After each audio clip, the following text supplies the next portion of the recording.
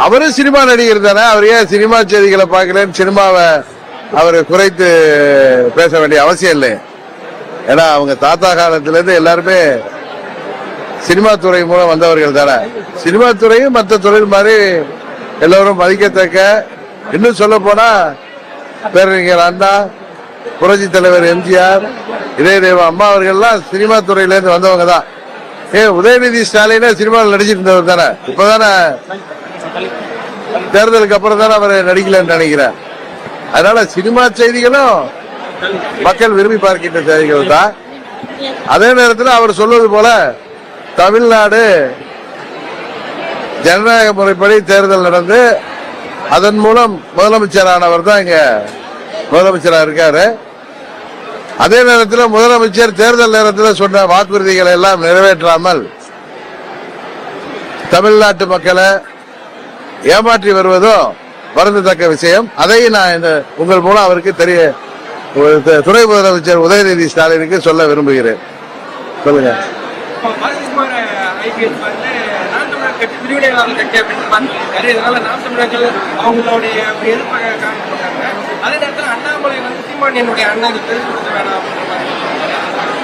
அதாவது நான் தொலைக்காட்சிகள்ல பார்த்த வரைக்கும் திரு சீமான் அவர்கள்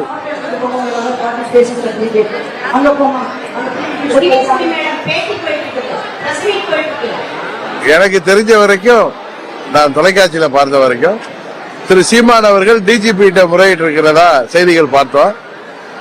சரி, காவல்துறை தமிழ்நாட்டின் உயர் அதிகாரி டிஜிபி அவரும் அரசாங்கமும் அதுல எதை மாதிரி செயல்படுறாங்கன்னு பாப்போமே.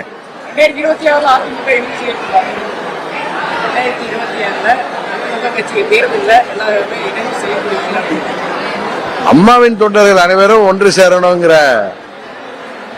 நிலைப்பாடுதான் உண்மையான அம்மாவின் ஆட்சி வரணும்னு நினைக்கிறவங்களுக்கு. எடப்பாடி மாதிரி ஒரு சில சுயநலவாதிகள், பதவி வெறி பிடித்த தலைவர்கள், பணத்திமிரில் இருக்கிறவங்க வேற ஏதோ பகல் கனவு கண்டுட்டு இருக்காங்க.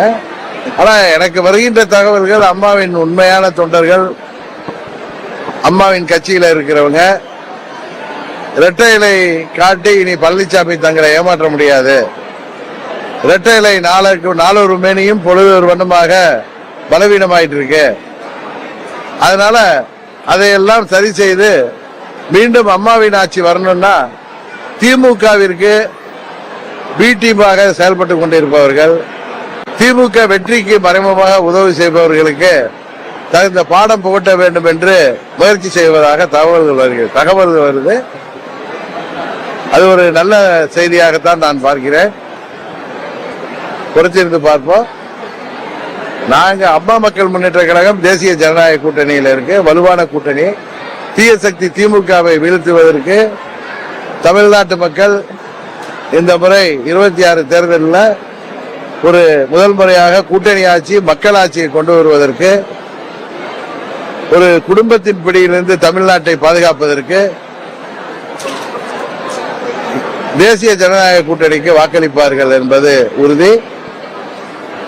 எங்கள் கூட்டணியில ஏற்கனவே நிறைய கட்சிகள் இருக்கின்றன, இன்னும் புதிய கட்சிகள் வர இருக்கிறார்கள். அம்மாவின் உண்மையான தொண்டர்கள் அனைவரும் எங்களோடு கைகோர்ப்பார்கள் என்ற நம்பிக்கையும் எங்களுக்கு இருக்கிறது.